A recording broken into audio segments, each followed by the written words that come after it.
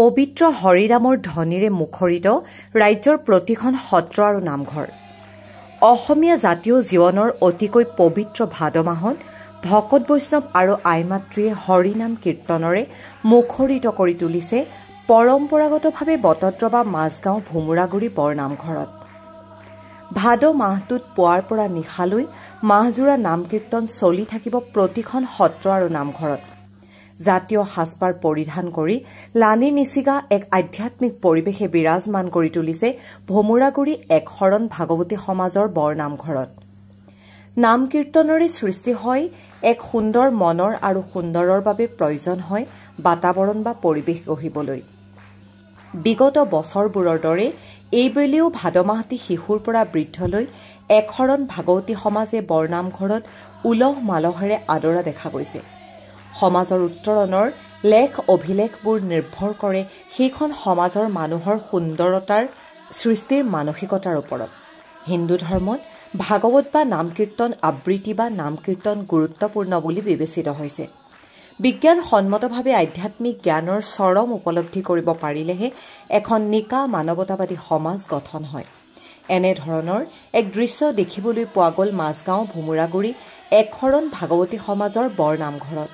বটদ্ৰৱাৰ পৰা মেহদী জামানৰ report, ANI express.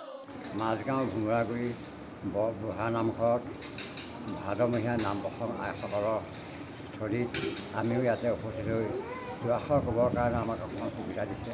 দেশবাসীৰ ওচৰত বা সমূহ আমাৰ অসমবাসী অসমীয়া ৰাইজৰ ওপৰত এটা অনুৰোধ যে কেৱল ঈশ্বৰকে বিশ্বাস কৰি ঈশ্বৰত আশ্ৰয় লৈ ঈশ্বৰৰ কৰ্ম কৰক।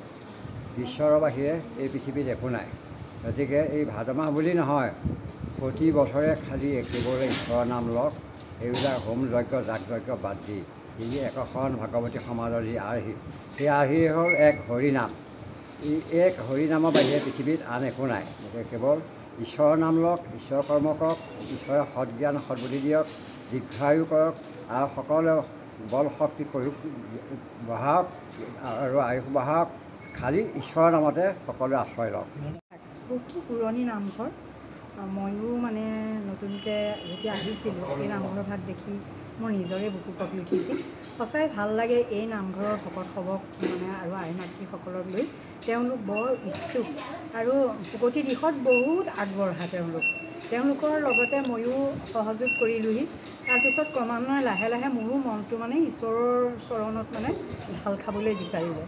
আৰু কি ক'ম আৰু এই পবিত্ৰ ভাদ মাহটো ইমান সুন্দৰকৈ ভকতসৱে পালন কৰিছে যে সন্ধ্যাও ইয়াত প্ৰসংগ হয় আৰু নাম হয় আৰু ভাটিবেলা আইসকলে নাম গায়। মানে ভকতিৰ দিশটোত বহুত আগবঢ়া বুলি মই নিজেই মানে ভাবিছোঁ, উপলব্ধি কৰিছোঁ আৰু মই প্ৰশংসাও কৰিছোঁ মোৰ নিজৰ ব্যক্তিগত ফালৰ পৰা। আৰু বিশেষকৈ লগতে মানে ভাল লাগিছে, আজি মই গম পালোঁ যে আমাৰ মাননীয় বিধায়ক মহোদয়ে ৰূপক শৰ্মাদেৱে আমাৰ প্ৰত্যেকটো নামঘৰলৈকে ৩,০০০কৈ টকা আৰু এখনি চন্দ্ৰতাপ আৰু এখন শৰাই আগবঢ়াইছে। তেখেতলৈও আমাৰ সকলোৰে আন্তৰিক ধন্যবাদ জ্ঞাপন কৰিছোঁ। তেখেতক ভগৱন্ত পুৰুষে দীৰ্ঘায়ু কৰক, আমি এয়া প্ৰাৰ্থনা কৰিছোঁ ঈশ্বৰৰ চৰণত।